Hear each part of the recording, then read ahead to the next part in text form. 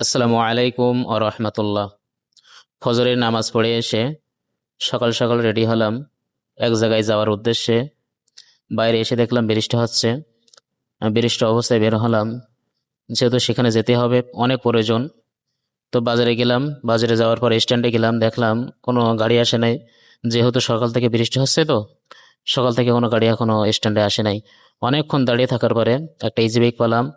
Easy bike পাওয়ার পর ওনার সাথে চুক্তি করলাম, তারপরে ইজি বাইকে উঠলাম।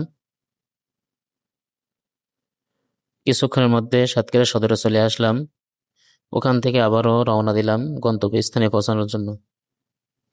যাওয়ার সময় সুন্দর সুন্দর দৃশ্য দেখলাম, দৃশ্যগুলো ক্যামেরা বন্দি করলাম আপনাদেরকে দেখানোর জন্য, এবং মাঝখানে একটু বিরতি নিলাম, আশেপাশে একটু ঘোরাফেরা করলাম। আবারও রওনা দিলাম সেই গন্তব্যস্থানে পৌঁছানোর জন্য।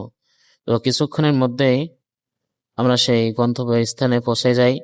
গিয়ে দেখি অনেক সিরিয়াল। তারপরে ওখানে যে কাজটা ছিল সে কাজটা মেটালাম।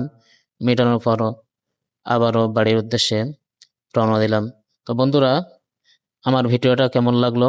ভালো লাগলে লাইক, কমেন্ট, শেয়ার করে দেবেন।